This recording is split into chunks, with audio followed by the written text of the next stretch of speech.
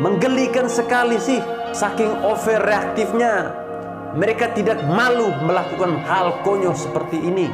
Baru kali ini saya melihat ada orang gagal tes, tapi sikap dan reaksinya sangat panjang. Bak sinetron yang tidak ada ujung endingnya. Baru kali ini saya melihat ada kelompok yang sangat malu-malu dalam menyikapi sesuatu. Saya sampai berpikir, benaran mereka ini pernah bekerja di KPK?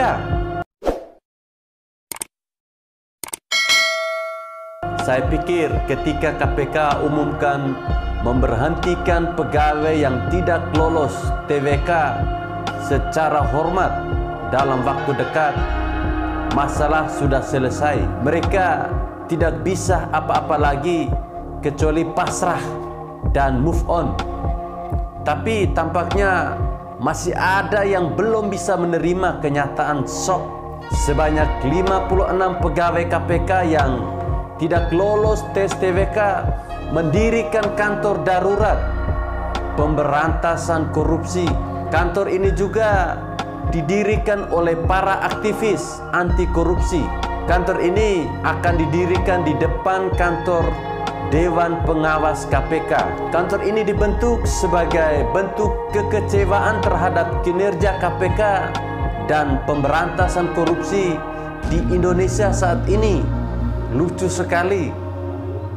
Saya langsung teringat dengan gubernur tandingan. Masih ingat orang ini kan?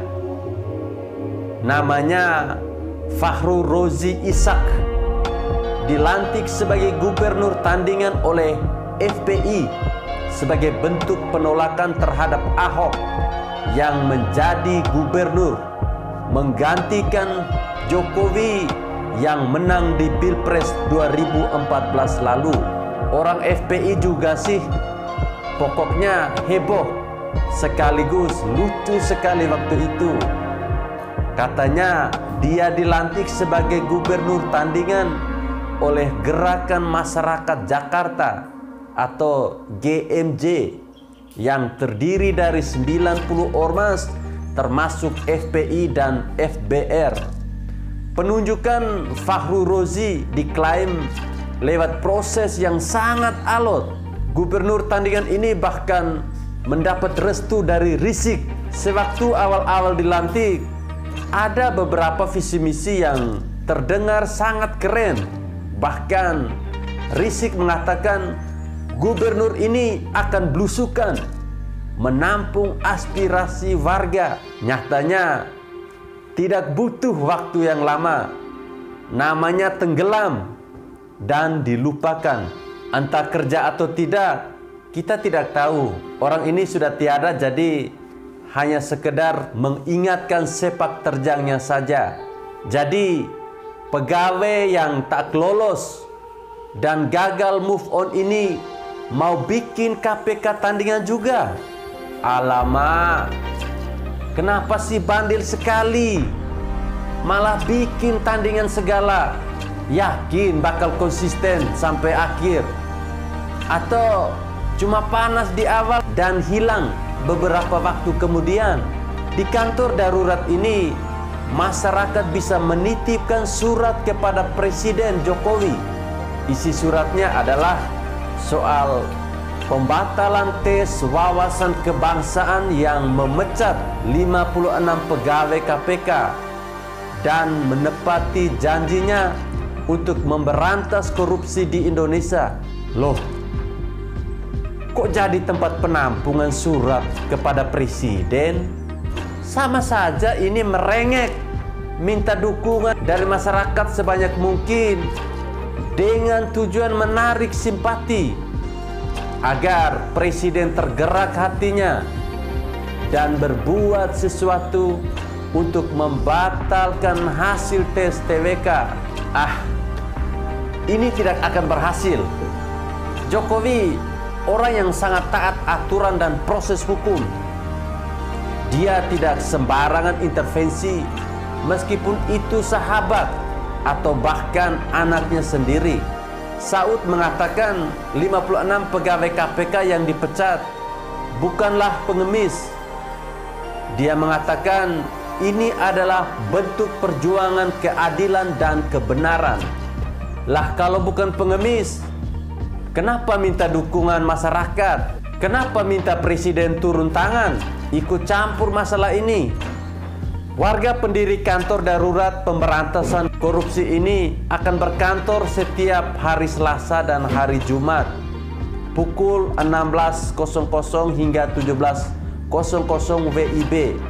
Seluruh masyarakat yang ingin menyampaikan aspirasinya tentang pemberantasan korupsi dipersilahkan mengunjungi kantor darurat ini. Dalam aksi ini, semua peserta memakai pita merah di lengan kiri. Pita merah ini melambangkan keberanian untuk melawan pelemahan pemberantasan korupsi oleh para oligarki. Aksi ini juga didukung oleh BEM seluruh Indonesia, Koalisi Bersihkan Indonesia, ICW, Amnesty International, YLBHI, LBH Jakarta, Serbuk, KASPI, KPBI, Koalisi Masyarakat Sipil Anti Korupsi, dan LBH PP Muhammadiyah. Menggelikan sekali sih, saking overreaktifnya. Mereka tidak malu melakukan hal konyol seperti ini. Baru kali ini saya melihat ada orang gagal tes, tapi sikap dan reaksinya sangat panjang, bak sinetron yang tidak ada ujung endingnya. Baru kali ini saya melihat ada kelompok yang sangat malu-malu dalam menyikapi sesuatu. Saya sampai berpikir, benaran mereka ini pernah bekerja di KPK? Kok bisa tidak dewasa seperti itu? Tapi prediksi saya, ini tidak akan bertahan lama. Mereka hanya cari perhatian dan sensasi publik. Lama-lama mereka bakal lelah sendiri. KPK hanya perlu tegas dan tetap pada pendirian. Presiden hanya perlu merujuk pada proses hukum. Cepat lambat mereka bakal lenyap dan move on dengan sendirinya. Bagaimana menurut pendapat dari sahabat Indonesia? Silahkan komen di bawah kolom komentar. Terima kasih.